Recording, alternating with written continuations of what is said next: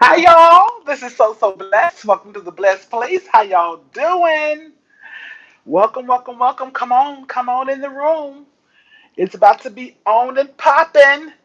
But hold on, let me get y'all straight here. Let me let me get this straight. Excuse me, y'all. Excuse me. Okay. Alrighty. Sorry. Hope I didn't get y'all swimming in the head like my mama says. Alrighty, so let's go ahead and sing our song. Let's get it moving because as you can see, there are 21 things that are detrimental to a great relationship. So, hi, Krista. Welcome. Come on in the room, girl. You made the song. Let's get started. Let me take off my glasses. Come on in the room, Krista. Come on in the room, Andrea. Come on in the room, Detroit. Come on in the room, AJ. Come on in the room, Lady NJ. I probably shouldn't be calling out names because I'm going to miss somebody. But come on in the room, Tommy. Come on in the room. Jesus is my doctor and he writes out all of my prescriptions and he gives me all of my medicine in my room. All right. Welcome to my Monday Night Live. Yes, hi, Andrea. Missed her name. I added you into the song, Andrea, because I knew you would be coming on in the room. So you have to watch the replay. Just watch the first minute or two of the replay. Come on, I missed Scent. Come on in the room, Scent. All right. Well, we're going to go ahead and get started. Well, but before I do, let me just say hello to all my good people, all my blessed ones out there. Thank y'all for being here. Y'all know every Monday night, unless I say otherwise, we are here in the blessed place, 9:30 p.m. Eastern Standard Time, where we talk about all things relationship, intimacy, dating, love, marriage, self-esteem, self-love, all that good stuff. So tonight, as you can see, we're going to talk about we got about 21 things, and I know y'all got some things too. And y'all know me, I don't mind when you add your things to my things because the more we have that we can share, the more blessed the people are up in the blessed place. So, hello everybody. Thank you all for being here. And Detroit in the house. Detroit gonna have to watch the first minute or two of the replay just so you can see that I incorporated a few names. I incorporated Detroit into my welcome song. Okay, you guys, I'm going to go ahead and get started because there are 21 things that I want to talk about that are detrimental to a great relationship. And a lot of these are just self explanatory. Unless I have an example or I need to elaborate or expound on it a little further, I will. Or if you want to expound on anything or add any type of comment to these things, then by all means, please do because y'all know we have it popping up in. My daughter be like, Mama, stop trying to talk. Stop trying to talk like these young people. But y'all know we keep it popping up in the comments in here. So by all means, add whatever you want to add. Talk amongst yourself. I know my daughter's like, Mother, please. Okay, y'all. So I'm gonna go get started. Like I say, y'all just have a good old time in the comments, and let's go. These are things that are detrimental to a great relationship. These are things that will definitely hurt your relationship. Maybe not one of them, maybe not two of them, but an accumulation of these things can definitely hurt or kill your relationship. And these are just some things to just think about. These are, like I said, I'm not even, a lot of these are just self-explanatory. I'm just going to move right through. But these are just some things, hey, if you got your writing utensil or you want to watch a replay and write it down. But these are some things that I hope, that I hope will resonate with you and say, you know what? That's me right there. That's me right there. And you know what? Let me. Hi, Lois. Welcome. Oh, thank you. I love you too, and I love you all being in the blessed place. Okay, number one. Again, all of these are things that are detrimental to a really good relationship. When you come into the relationship with your baggage, And this is what I want to say. This is probably an unpopular opinion, but I feel like most of us are going to come into a relationship with our baggage. It's not the fact that you have the baggage, it's not knowing how to manage the baggage. Because I feel like if you have been able to get rid of all your baggage, that is wonderful. If you've been able to have counseling, or just through the Holy Spirit, God just miraculously did away with your baggage. If you through counseling some kind of way or therapy was able to get rid of your baggage, then that is wonderful. But I think for the most part, most of us don't get rid of that baggage. That baggage goes with us from one relationship to the next relationship, from one year to the next year, from one decade to the next decade. And I just think that a lot of times you don't always get rid of your baggage, or you think you have, and boy, at a trigger, something will happen. If anybody's been in a relationship and something happened and it triggered, and you said, I thought I was over that. I thought I left that baggage, way back there. I thought that, my therapy had worked or my counseling had worked, or I thought, when I spoke with my pastor or whatever, that all of that was going away. But then something triggered you and you realized that, oh, that baggage is still there. I think that you don't always get rid of your baggage. It's just knowing how to manage your baggage, not to place your baggage on someone else, not to let that baggage be a detriment in your relationship. So I'm gonna pause. That was number one, baggage. But let me see what y'all talk about in the comments, because like I said, y'all be going at it and be going on in the. Let's see. So Chris, Andrea, come on in the room. Hi, hello, Sant. Andrea, Sant. Hello, everyone in the chat. Detroit in the room. Welcome to the live, everyone. Please thumbs up. Thank you. Thumbs up and share. Thank you so much, Christopher. Always reminding people to thumbs up. I really appreciate that. Um, and let's see. We love the blessed place. And Aaron being Aaron always. And hello, how are you? My ex has a Samsonite baggage. Can baggage be like reminders so you don't repeat? Sid, very good question. Baggage can be like reminders. I say yes. I say baggage can be like reminders.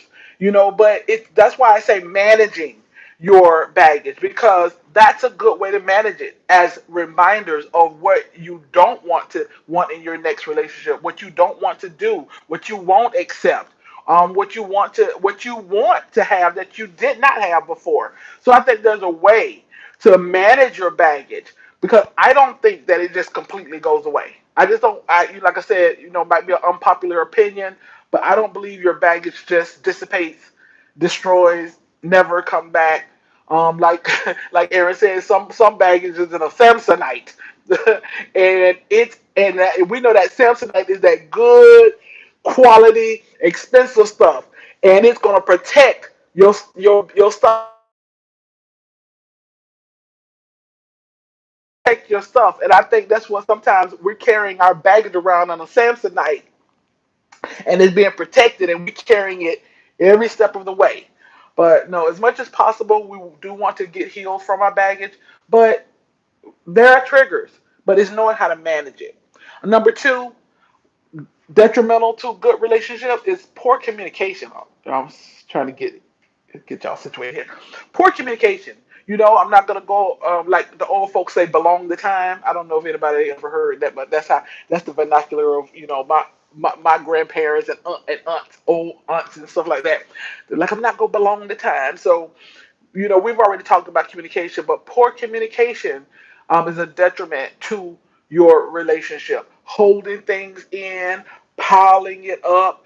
Now, there's a balance, and we're going to talk about too, not having to say everything that's on your mind and in your thoughts. But when something is consistently bothering you, you don't want to pile it up, pile it up, pile it up, and then just that emoji that brain, your brain explodes. You don't want to just blow up because you've piled up, all of this, and that's poor communication. Um, just like I said, we talked about communication so many times. And the whole we dedicated a whole live to it last week. So if you were not here in last week's live, you might want to revisit. So we won't go even any further into communication. But poor communication is detrimental to a good relationship or a great relationship. Number three, comparison. Comparing your relationship to other people's relationship. We talked about that too. Comparing your relationship to what we see in social media and on television. Yep. Aaron says poor communication will definitely end the relationship. Yes. Release can be good when done at the right time. Just let it out. Yep, Crystal, when done at the right time. Timing, tone. Timing is everything. Timing and tone and intentionality. Timing, tone, and intentionality. What's your intention of sharing this? You know, what's the tone that you're taking? What's your environment, circumstances when you bring up, this subject? So timing, tone, intentionality, all of that is is important. Hi, DC. Welcome, welcome. But I'm on comparison. Like I say, I've already talked a lot about that. But y'all, it's I feel like in the age of social media and all that, it's almost ingrained in us to compare. But don't compare your man to somebody else's man. Honey, your man might be how many figures is this? One, two, three, four, five. Your man might be a five-figure man. And hey, he might be on the low spectrum of the five-figure man, but you're trying to compare him to a six-figure man or to a seven-figure man. It's like, no, if he's got an honest job and he's not lazy and he's generous with what he's got and he's taking care of you and he's doing the best he can. It's like, don't compare your man to somebody else or your relationship to somebody else or even yourself, to someone else. So comparison is detrimental to a good relationship. Comparing your relationship, your man to your pastor. Oh, that's one of the worst. I already said that many times. But comparing them to your pastor, that's one of the worst. Comparing them to your brother. If you got a brother and you comparing him to your brother, that's no, no. Don't compare your relationship with your man or even yourself, to someone else's situation, especially these people that you don't know what is really going on behind these closed doors, off of the gram, off the book. You don't know what's really going on. Number four, um, detrimental. Let me see what Aaron said. That past comparison will make any man pack his bags. Yes, Aaron. Yes, yes, and I truly believe that. Ladies, take heed. Know that. Remember that. Don't compare your man to your pastor, to anybody. Your boss, your any other male, your father. Um, unless you are giving compliment. I like to compliment my husband that he's much like my dad in many ways, but there are some other ways that my dad was different, and I would not want to. I don't compare my husband to that. So yeah, but especially that pastor thing, like he says, enough to make you pack your bags, and you sure are not winning him to church. If he's not a man that attends church or he's not a Christian, but you certainly not winning him to Christ by comparing him to your pastor. Uh, says, for sure. Oh, we know Aaron made Krista, he might be. We don't know. You know what I'm saying? You can't tell. You can't tell on these Instagrams and YouTube. He might be having him a bowl of chili right now. um, okay, and number four, your low or poor self-esteem. Low or poor self-esteem is a relationship killer. And if you have low or poor self-esteem, work on that now. Work on that right now because it's a relationship killer. And we've talked about that, so no need to even go any further into that. Number five, trying to save or fix your partner. Trying to save or fix your partner. That is a relationship killer. First of all, we have so much of that with women trying to save these men. We're trying to save them by giving them shelter. We try to save them by giving them food. We try to save them by buying their clothes and dressing them. We're trying to save them by getting them jobs. It's like we're trying to do everything we can to save or fix them. You got to let a grown man be grown. And if you got to do all of that, you're working with a grown boy. Now, I'm not talking about taking good care of your husband. There's some thing I do a lot, of things for my husband. But when you are doing everything for them, I mean, even my husband, I don't do everything for him. But when you're doing everything for him, you're killing the relationship. I know as women, we think totally opposite. We think that we are building a relationship by doing everything for a man. No, we're killing the relationship. Ladies, take heed. If you're dating and you're trying to do everything for that man, you're killing the relationship, not building one. So when you're trying to fix them, you're trying to fix, they don't have a job, so you're trying to fix them. So you try to get them a job. That they don't have ambition, so you try to push some ambition on them and fix them. You're cooking every day for them. You're doing everything. You're doing all the wifey stuff. But you're not the wife. But even as a wife, yes, yes, even as a wife though, you still cannot do every single thing for a man. No, no, you can't fix them. No, first of all, don't even try. But even if you tried, you can't. No, we're help me. We're here to help, and we're here to enhance. But you gotta have something to enhance. You can't enhance nothing. You got you're there to enhance. Doing too much, Andrea. If there is one thing if you say, Deidre, what's one bit of advice you would tell women that are dating? You can only tell them one thing. Oh, so much, so much. What would I choose? But that's the one thing I would choose is that you're doing too much, too much masculine energy, too much masculine energy. You're doing too much, but for the right reasons, because that's just how we are. That's how our hearts are built. But you have to take control over your mind has to take control over your heart. Just because we're built like that, just because our heart is built like that, that doesn't mean that we have to do those things. So yes, don't you're doing too much. You hit the nail on the head, Andrea. Aaron. Since Aaron, will you take care of me if I let you be the man? See, now that's funny, but this is the thing with women and I'm not getting on you, Sid, because I hear so many women say this, and I know you're in jest, you're having fun, but I just want to touch on this because I hear so many people say this. I let my husband be the man, or I want to do women like understand what that sounds like when you say you let them be. You see what Aaron said? Aaron said, "Let me be," and this is what women do. Even though, like I said, I know Sid just having fun, whatever. But I'm just saying, ladies, in your relationship, don't let your man be the man. He is the man, and that's the masculine energy by letting him be the man. My husband is the wrong man for me if I got to let him be the man. Anyways, okay, that was just a little side note. Number six, inability to be introspective. That kills a relationship when we have inability to be introspective. I will allow you to be the man, and I will be your helper.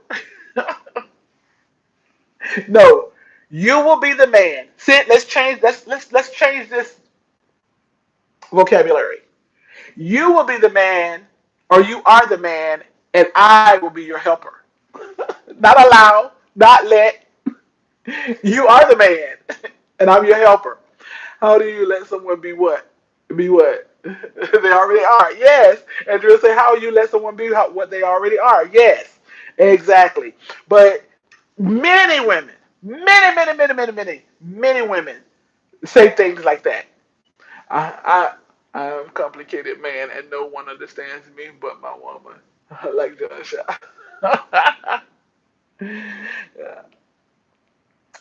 But you know what? But when a man has a woman who she understands him, she gets him. My wow, she has that man's heart. She has that man's heart when she understands him and she gets him. Um, okay, number inability to be introspective. So basically, just saying that you got to be able to take a look at yourself and know where you need to learn, change, and grow. That's basically it. When we got to have the ability to be introspective and not just think everything is on the woman or everything is on the man. Like if only men would do this or if only a woman would do this. It's like we have to be introspective and say, what is it that I need to learn? What is it that I've learned from my past relationship? What is it I need to do differently? What is it I need to do maybe to choose differently? Hey, maybe I'm doing things right, but I'm choosing wrong. So we got to have the ability to be introspective and think about uh, our choices that we're making or the things that we're doing or not doing. Number let me say Cynthia, I have my foot massages off the chain. Just so you know, oh God, it's PG up in here. That's all right. All the children should be gone. I love when a man stands up and just be a man, and he is it. It's such a wonderful. Yes. Yes. I just love a man's man. Number seven, unwillingness to change. That's a relationship killer when we're unwilling to change. You have to think about, what have you heard from your past relationships? What's been the theme of, your past relationships where, the problems have been? Um, it's not all the other person. It's not all the other person. Like I say, either we choose it wrong, or there are some things that we can learn from our past, and some things that we can do differently or do better, and we can improve. So you got to be willing to. You got to be willing to what say, be introspective, and also make changes. We can't just be I am who I am, and this is me. And like I said, we could, but how's that going to work for you? You want to know what is it that you need to change? Where is it that you can improve, do better? Number eight, taking your partner for granted, the relationship killer. And I know I've done this at times in my relationship, and I always try to remember to check myself. I always, always, always check myself. Not try to remember, I do. I always check myself and tighten up. And then when I find myself doing it again, I check myself and I tighten up again. So again, being introspective, saying, Deidre, are you taking this good man for granted? Being introspective, holding grudges and being petty, relationship killer, holding grudges. We can't hold grudges. Especially if you're gonna stay in the relationship. If you're gonna stay in a relationship, you can't hold grudges against your partner and tit for tat and being petty. Nope, destroy your relationship by doing that. Number 10, not being aware of or neglecting needs of your partner. Not being aware of your partner's needs, or if you're aware of them, neglecting them. Uh, I know you are. I know you are, Aaron. Patty Murphy over here.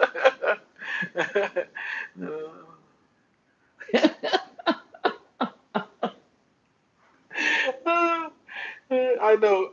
I know. I know. Sent. Y'all just getting wild over here in Blessed Place. But anyways, so yeah, so number eight, taking your partner for granted. Number nine, holding grudges, being petty. Can't do that.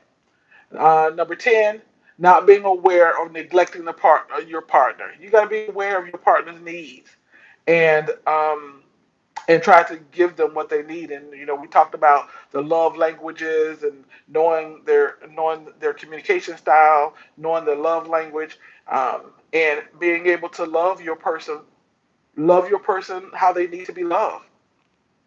Number 11, being disrespectful to your partner, especially in front of family and friends. I mean, we should never be disrespectful at all, anytime. Zero, zilch. However, it is even worse when you do it in front of family and friends, co-workers, etc. Your children. Oh my goodness, that's I think that's the worst right there. Is when you were disrespectful to your partner in front of your children. That's relationship killer, detrimental to your relationship. Being disrespectful to your partner, saying coming out of the side of your mouth all wrong, cursing out your partner, hitting below the belt. Those things that you know are sensitive and vulnerable areas in your partner, and what we call hitting below the belt, using those vulnerabilities against them, it, detrimental to your relationship right there. Um, Number 12, whining, complaining, nagging, and expressing every irritant. Yeah, this is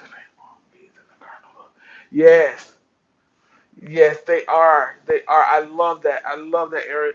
Disrespect are the weeds in the garden of love. Yes, and will eat, and we know that weeds eat up everything, and can overtake if you don't what they call it, weed out those weeds. It's like they take over and kill your plants, and that's perfect because constant disrespect. They might not leave you the first time, the second time, the 10th, or the 20th, but eventually they're emotionally gonna leave. Even if they never leave you physically, emotionally, your partner is going to leave you emotionally, if not physically, when those disrespectful weeds are just growing. So got to pluck out them weeds, pluck out those weeds. Being nagging, we know what we said about nagging. We know the word said that a man would rather be on the top of the roof than in the house with a nagging wife. And like I said, we talked about that roof. A roof can be hot. I mean, it can be cold. It can be all kinds of exposed to the elements. But that's what a man rather be than be in the house with a nagging woman. Um, but expressing every irritant, we don't have to express. We're going to irritate each other. You are. I don't care who you get with. I don't care who you date. I don't care who you marry. You are going to irritate each other, especially when you get married. When you're dating, just when you're about to get irritated with each other, you go to your own separate homes or whatever, and hey, maybe that you are not bothered by certain things. But the more you're around a person, especially live with a person, marry a person, you're gonna be irritated. You're gonna be irritated just by the way they squeeze the toothpaste out of the the toothpaste holder. You're gonna be irritated about whatever it is. You're gonna be irritated, but we don't have to express every irritant. That's negativity. That's nagging. That's putting down. That's a negative tone in your relationship. We don't have to verbalize everything that irritates us. Sometimes you just got to choose your battle. It's so funny. I was taking a shower earlier today and I just had to laugh because I told y'all this that my husband just refused to put the shower thing head back up in the shower holder. But the last 3, 4 months, I just been leaving it down the same way he does. And I said, well, I like this better. Even though it doesn't look right, even though that's not traditionally what people do. Most people, you take a shower, you put your shower thing back up there. Well, hey, it irritated me and bothered me for months that he would not put that thing back up. And I said, I can't beat him or join him. And now I like it. I like it like that. So I'm just saying you can't express every irritant, about your partner. Because believe me, there's some things that irritates them about you too, and you know, they're probably not verbalizing that. But I know a lot of times as women, we think we gotta verbalize everything. I remember just speaking for myself. I'm just learning not to have to express everything, every thought. Um, Let me see. Where am I? Number 11, number 12, not giving. Oh, okay, I'm at number 12. Not giving your partner space. You got to give your partner some space. I know there different people like different things. Some people like being together more often than others. Some people love, you say you see one, you will always see the other. Some people have relationships like that, to each his or her own. But you got to give each other some space. I don't care if it's just space in the house, space when they get home from work. Um, uh, yeah, Aaron said he never get irritated. Um, but yeah, you got to give each other some space, some space to to be with your one's own thoughts, or just to regroup or to woosah, whatever it is. And when that person is getting their space or having their space, to be comfortable in your own space. You gotta be comfortable in your own space. Don't internalize everything that there's something going on. There's something going on with him. There's something going on with her. There's something amiss in your relationship just because that person needs space. Doesn't all if all things point to we're doing good, then don't conjure up things just because that person needs some space. That's normal. That's normal. Number 14, I'm not keeping up with your appearance. That's detrimental in your relationship, not keeping up with your appearance. Now, we know things change, appearances change. Hey, I've gained a whole bunch of weight since my husband met me 30 something years ago, and even since we've been married 17 years. But still, it's keeping up with yourself. Keeping yourself clean, keeping your good hygiene, self love, self care, taking good care of yourself, and knowing what's important, to your partner. So keeping up, with yourself, keeping up with your appearance, knowing what your mate like and what they dislike, you know. Um, Number 15, not showing and verbalizing your appreciation often enough. This is detrimental to your relationship when you're not verbalizing and showing your appreciation. I think that this is a lot of times kills relationship when the person, when the partner does not feel valued anymore. Don't feel appreciated, and we should always show our appreciation. Not just show it, but also verbalize it. Verbalize your, when I say verbalize, I appreciate you. Thank you. I appreciate you doing that for me. I appreciate you taking care of that. Thank you. So having good manners and verbalizing your appreciation, in addition to showing your appreciation, because a lot of times I think we will show appreciation for each other, but sometimes not verbalize it. And I think that's the same thing when it comes to saying I love you. I think hearing and saying I love you is important. It's more important or less important to some people to a certain degree. Like I'm on the end of the spectrum. I don't really have to hear it that much, because I like you show me your love, and I only need to hear it, occasionally. And then there's some people who like to hear it all the time. My husband loves to hear it much more often than I do. So I always try to make sure that I verbalize it more often.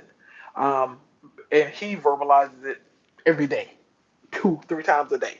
And I'm just not a every day, 2, 3 times a day verbalizer. But it's important, and it's important to know what your partner likes and what they need. So you want to verbalize your appreciation. Verbalize that um, that you value them. Verbalize good manners. Thank you, etc. I want to. I love it. I love it, Aaron. Aaron said he wants to be valued like he's from Saks Fifth Avenue and not Walmart. Exactly, Aaron. Exactly. And there is nothing wrong with that. Not only is there anything wrong with that, that's I think that is one of the ways that you endear a man to you. Women, ladies, y'all listening? That's one of the ways you really endear a man to you, where he adores you because you appreciate him. He knows that you really appreciate him, and you appreciate him not like a Walmart appreciation, like you say, but like a Saks Fifth Avenue appreciation. You know. So yes, there's absolutely nothing wrong with that. And I think a lot of times we get lax. So a lot of times women, I'm sure men too, Men can show even more appreciation to the woman because a lot of times the woman doing so much, raising those babies and and working and cooking and cleaning and washing, doing, making sure laundry is done, and then I think a lot of times that she's not shown the appreciation that she deserves and that she desires, um, and it's important. It's important to yeah, it's important to show appreciation and verbalize appreciation. And if it was seriously stroking a man's ego produces diamond rings and minks. Yep. D, I think Aaron trying to give me hints. You writing them down, Sid? You taking notes? You heard that was Saks Fifth Avenue, Sid, not Walmart appreciation. Write down them notes. But yes, yes, Aaron. Exactly. Stroking a man's ego produces diamond rings and minks. Uh, yeah. If yes, some women know how to do it. Some women know just how to get exactly what they want from a man because it doesn't take much. It doesn't take much to just treat them well and appreciate them. Doesn't take much. Um, and they're adoring you. Um, Also, let's see, number 16, not heeding to your partner's complaints. That's detrimental to your relationship when you don't heed to your partner's complaint. When your partner tells you that this is a problem, this is an issue, you need to listen and take heed and not just disregard it or think, oh, they're just talking, they're just complaining, or oh, she's not going anywhere, oh, he's not going anywhere, or oh, no, again, taking them for granted.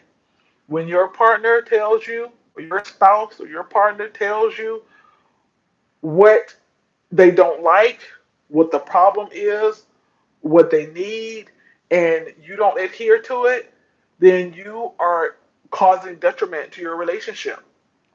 Because a lot of times when things go awry in the relationship, when they leave either physically or emotionally, there have been there have been plenty of clues. There have been plenty of, even if they didn't tell you, hopefully they told you directly. But there have been plenty of ways that probably indirectly uh, that this person has expressed their discontent. So you want to listen and pay attention and heed to those things that are causing issues, in the relationship. I'm saying, Aaron, I don't need diamonds and bees. I just need to know that. Oh, man, hey, Danelle, just say hello. Hi, welcome. Thank you. Um, so while we'll move on while Sint um, and Aaron flirt in the comments.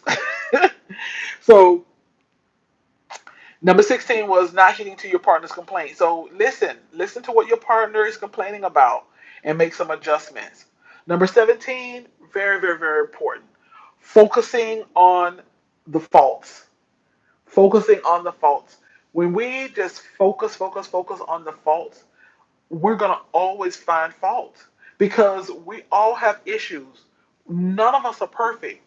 So if you are just on a fault finding mission, you're going to find faults. And if that's what you focus on grows. What you focus on grows. And I love the 80-20 rule, which I don't know who came up with the 80-20 rule, but Charles and I live by that in our relationship. But I call ours the 90-10 rule because I said he's 90% of everything I want in a husband and in a partner and in a man.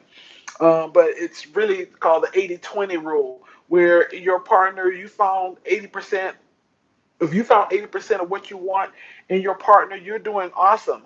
And there's 20% that person may not ever be able to give you or provide for you. But don't focus on the 20 because when you focus on that 20%, it starts looking like the 80. But if you got 80% or whatever your percentage, hey, whatever, you might say 75-25 might be good for you.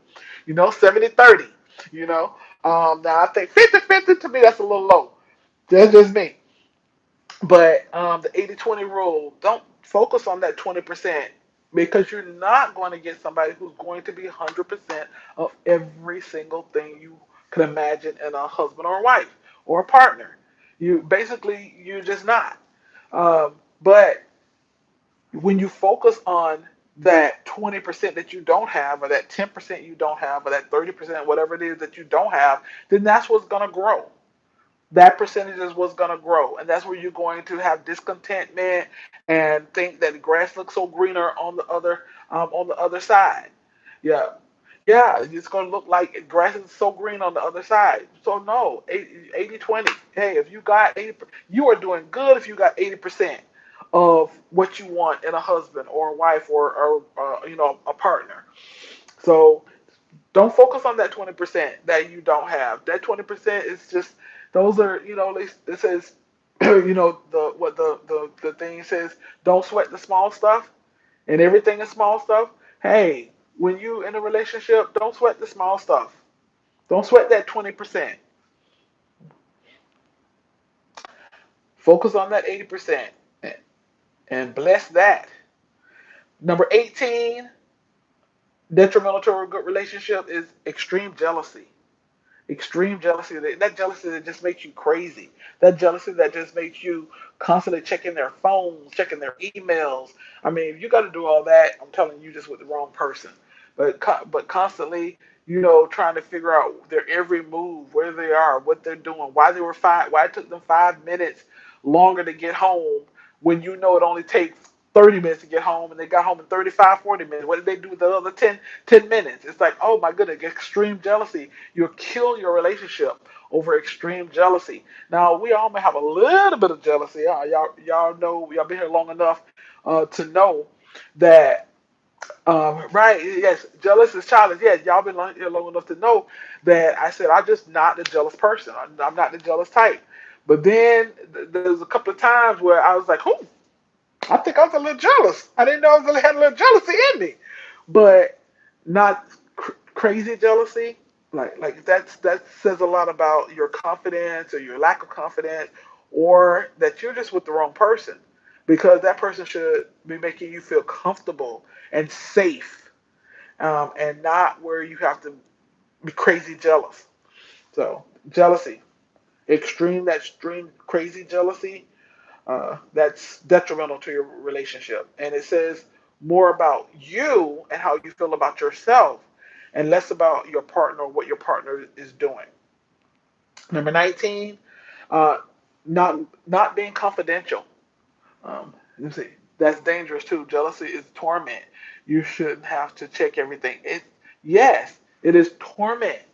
That is torment if you've got to do you got to do all that. Um, yeah, torment. And I mean, who wants to be in that's such a, sad place to be in a relationship where everything you have to question. You have to question if you if he you have to question any woman that he's around at work. You have to question, like you say, his patterns. You have to question his email, his cell phone. You have to question every phone call that he gets. You have to question every conversation he has, or she has. You have to question every. You have to question why are they wearing this? Why did they do this? Why are they going there? It's like jealousy is just that crazy. Like I said, it says a lot about really where you are with yourself rather than your partner. I have broken off the last 3 days due to jealousy. Yep, yep, Aaron. I don't know. I don't know. Aaron, you tell us. You help us ladies out. What do you think it is? What do you when you see a woman being jealous, Aaron? What do you think about her? What do you think it is in her? What's your perspective on that woman when she is jealous? So why? Let's see. My ex was jealous, and I used to tell him, "I'm coming home to you when I leave work." He was the one cheating while I was at work, trying to make sure he didn't get caught on my way home from work. Yep, a lot of times that's what's happening too. A lot of times, especially I feel like, especially men, when men are really, really jealous, overly jealous. A lot of times we think it's so cute. But a lot of times it's them that's doing the cheating and doing the wrong. Women, well, for women, it's we're just insecure. For men, it's not so. It's not insecurity. They a lot of times they just doing the wrong. But if you're with a real jealous man, exit stage right. That's a red sign of to danger. Exactly, Andrea. Exactly, because there are so many times where I've seen, y'all know I work in law enforcement, right? And there are so many times where I've seen where cases have ended up with the man killing the woman, with the man killing the woman, and I guarantee you there were signs. There were all kinds of red flags of his jealousy and controlling issues way before he ever killed her. But a lot of times we think it's cute. We think it's cute, but it ain't cute. Controlling and jealousy is not cute. So Aaron says that he thinks that she's insecure. When a woman is jealous, he thinks that she's insecure. Exactly, exactly, Aaron. Exactly what I say, exactly what I think is that what I know, not just what I think, what I know. When a woman is jealous and she's insecure, it's more, like I said, it's more about her and her issues than what he is doing. Because a woman who is secure and she thinks something going on, she's gonna have a conversation. And then after that conversation, if she does not feel comfortable, she's gonna say, "Look, you might not be doing anything wrong, but I don't feel that comfortable in this. I don't feel secure in this. So I'm just gonna break this off." She doesn't have a lot of exposure to men like a father to understand a man. Okay, she doesn't have a lot of exposure to men like a father for her to understand a man. Yep, yep, exactly. Exactly. That's such a good point. Such a good point, Aaron, because I guarantee you most women who are not jealous had their father in their lives. And they were exposed to men and exposed to the ways of a man. Um, and usually when a woman is really insecure, she didn't have a father. Now, of course, it's not always, but a lot of times she didn't have a father really prevalent in her life when she's that insecure. Very true. Um, Number 19, not being confidential. Aaron says, I don't want to be for her what her father should have been to her. Exactly. Exactly. And that's what's going on with a lot of men. Um, she's seeking her father and some oftentimes taking out on him what her father should have been to her. But number 19, not being confidential. You can kill your relationship by not being confidential. Stop telling folks your business. Especially stop telling you folks your man's business. We'll move on from there.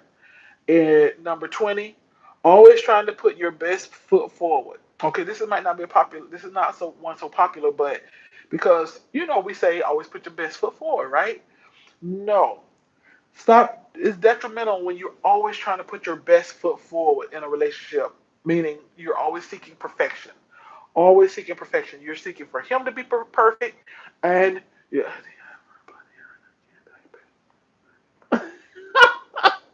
You ever reply for Aaron? Okay. Okay. Maybe you can reply to him, like off the book. I'm off the book like we're on Facebook. But maybe inboxing. But listen, I know this is not a popular belief, but a popular opinion probably, but it's detrimental to your relationship when you're always trying to put your best foot forward. We're flawed people, and you're always trying to put your best foot forward. To me that's a cover up of what's on the inside. When you always got to, how can I express this?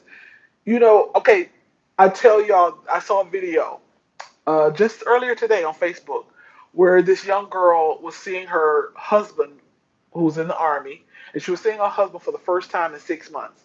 So they were filming her because she was meeting him right at the gates at the airport. And this girl had on like some biker shorts and a t-shirt, and her hair was wrapped up. And she had on like she was a black girl, and had a hair wrap. Now my very first thought was, now she looked young. She looked like she could have been 21, 22, and My very first thought was, you haven't seen your man in 6 months, and this is how you come look. Look, this is how you look at the airport meeting him. That was my very first thought. But then after that, was thinking, this is her husband. Yeah, this is her husband. But after that, then I changed my mind and my thought process, and I thought, you know what? She probably came just as this is her. This is her. She did, she didn't try to come pump with a pumping circumstance. She didn't try to come, with her best sexy dress on and her heels and her. He probably met her how she is, like how she is, married her as she is, and it just made me think that a lot of times we're always, always, always trying to put. Uh, yeah, Krista is a t-shirt and leggings girl too. Yes, yes, just let it flow. A lot of times on we're putting too much emphasis on trying to look our best, be our best, look flawless, act flawless. No, just be your best. Just have good hygiene, I am who I am, and then hey, you if you go out on a date or you go out on special dates, wow him, wow him or her, on those occasions. But you don't always have to put when I say your best face forward or your best foot forward, all the time because that's fake. That's fake. Sometimes you're not going to feel well. Sometimes you don't feel like being bothered. Sometimes you don't feel like you don't feel like getting dressed up. You don't feel like going to get your hair done, your nails done, your feet done, your brows done, whatever it is. Like that, like I said, don't get me wrong. I say take good care of yourself, good hygiene, but you don't always have to act, look flawless because that's fake. That's fake. Um, and number 21, my last one is, and this one is not a very popular opinion. It could be a little controversial. Uh, this last one, detrimental to a great relationship, is loving unconditionally. What do I mean by that? Leave the unconditional love to Jesus Christ. Your mama. Mamas love unconditionally, and Jesus loves unconditionally. But there should be some conditions on your love when it comes to a relationship. There should be some conditions. You got to treat me right. You got to treat me well. You got to love me.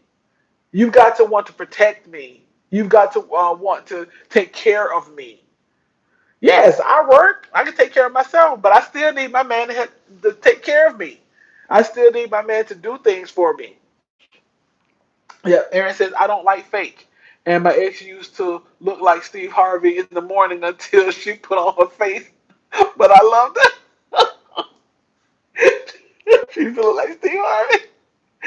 Aaron is terrible. He's so funny. Oh gosh. Now Steve Harvey be looking handsome. Steve Harvey looks handsome and he handsome in his suit. But I don't want to be a woman looking like Steve Harvey. Oh, but anyways, yes. But listen, you guys, the last one, loving unconditionally, y'all. I know we hear that cliche, loving unconditionally. Yes, God tells us to love, and we love everybody. But when it comes to a relationship, put some conditions on your relationship. You've got to love me, and you got to love me well, and you got to love me right, and you got to love me the way I want to be loved, and I want to love you the way you want and need to be loved. And we're gonna do this thing together. But there's some conditions on this love. No, I'm not loving you unconditionally and you mistreating me. I'm not loving you unconditionally and you disrespecting me. I'm not loving you unconditionally and you won't work. I'm not loving you conditionally. You don't have any income, or no, I'm not loving you unconditionally, and you don't like my child. You can't love my child.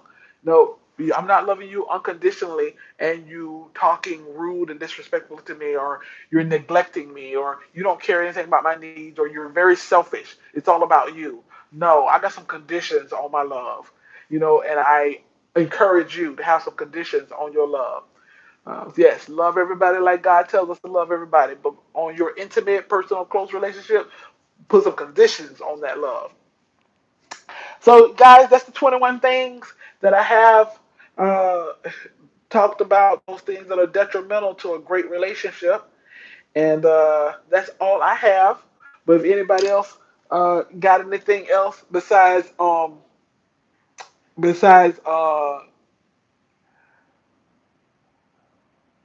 besides Sid and Aaron, I think they need some inbox. Andrew said, "Make it plain." Yes, make it plain. Welcome to the chat, everyone. Thank you, Crystal, reminding everybody. Conditions. No chitlins. Aaron said that's number one condition. No chitlins. Number two, love being black. Crystal says she want a man that can cook. So she's listening to me. Okay, anybody else? Anybody got anything that they want to say, want to share? Anything related to detrimental things that are detrimental to a relationship? Before I go,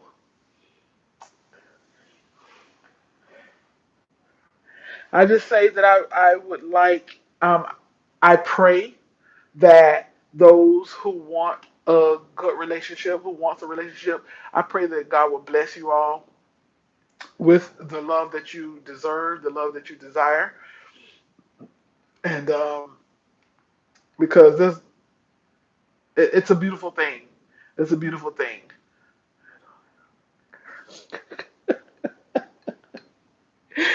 And Aaron, you can't hold. What we talked about letting it go? Didn't I do a video called "Let It Go"? Aaron, you gotta let it go. You gotta forgive me and let it go. If that was me, and I was your wife or your woman, and I said, "Baby, I'm so sorry. I let the car run all day long." You gotta let it go. Yes, Patty Murphy.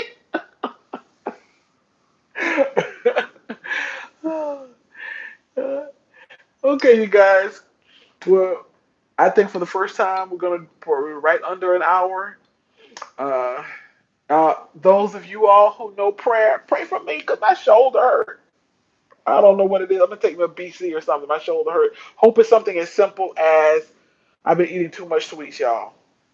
I was on a little low carb diet, was doing good, losing weight, and I ain't gonna lie. By the last month and a half, I just been eating any and everything, and I definitely been having too much sweets. So yesterday I ate a whole sleeve, not a sleeve, a whole pack of what is it, double Chips Ahoy chocolate chip cookies, and I ate almost the whole pack. It was four left, and my husband said, "You ate the whole pack." I said, "It's four left." But give me them. He said, "Give me them four cookies before you eat the whole pack." So I think that's why my shoulders hurt. I think 'cause I ate. I don't know. I don't think I slept wrong. I don't know. I could have, but I think it's them cookies. I think it's the whole thing of cookies that I ate. Because when I do eat sweets, I can tell in my joints. I can tell when I for 6 months hardly had any sweets, hardly had any carbs, and for 6 months, and my body felt amazing. And then I started back eating junk, sweets and breads and carbs and all, and my joints are hurting, and I could tell the difference. So I got to get back to my low carb. So I'm hoping I slept on it wrong, or it's the carbs. Hoping it's nothing more serious than that. Um, but so you get that too when you eat too much. Yes, when I eat too much sweets. Yeah. Oh yes, Sid, you can call me. Yep, call me. I would say call. What time is it? Let me see. What time is it right now? Oh wait, are you talking to me or are you talking to Aaron? You know what? I don't know who. Are you talking to me, Sid? Because I don't know. I don't know. You might be talking to Aaron.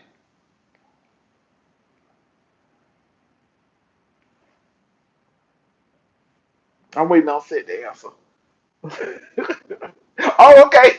All right, yes. Okay, it's 10:31 right now here Eastern Standard Time. So call me like 10:45.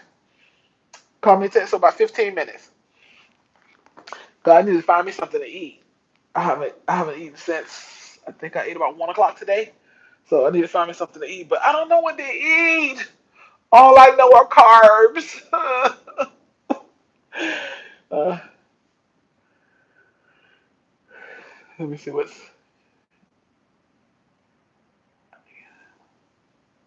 Let me see what Crystal talking about.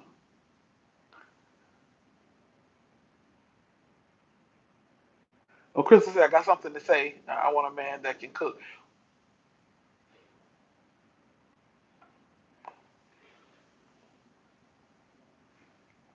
I'm just waiting on y'all to finish talking, whatever y'all doing. Okay, you guys. Anybody else? Y'all talk. I can't even. I can't. I could barely even lift this. I could barely even lift this arm. Uh, Lordy. Yeah, Krista. Aaron said, "What did you say?" Yeah, I missed it too. So I'm trying to say, what did you say? Uh, Good night, Sam. I'll talk to you in a little bit. Oh, thank you, Aaron. I love you too, and I appreciate you being here in the blessed place. Y'all have a question. Why the good that I would do, I do not, but that I do, I would do not that I would. Y'all, whatever the word say. Thank you, DC. But y'all, I know why don't I do what I know I'm supposed to do? Why do we do? Why do we do that? I ain't gonna put that on y'all. Why do I do that? I know what makes me feel better, what makes me feel healthier, but I do it for a little while, but I don't maintain it. Oh, that woman oh, Krista, funny. Put a hot towel on your shoulder. Yes, Aaron. Thank you for that reminder. Because sometimes I do say, Lord, now I know what is right. Why don't I do that I know that I should do? But like you said, we war, and as long as we're in the flesh, we're gonna constantly war in the flesh, huh? So crazy. Like you say, it's crazy. All right, you guys. I love you all. I appreciate you all so much. Thank you for being here. And again, I always say I'm over at So Bless One. The exact same name is here over on Instagram. I welcome you to come on over there. If you do, say hi, give me a shout out so I know that you're over there. Also, that's the best way, the quickest way, easiest way to read Krista's comment.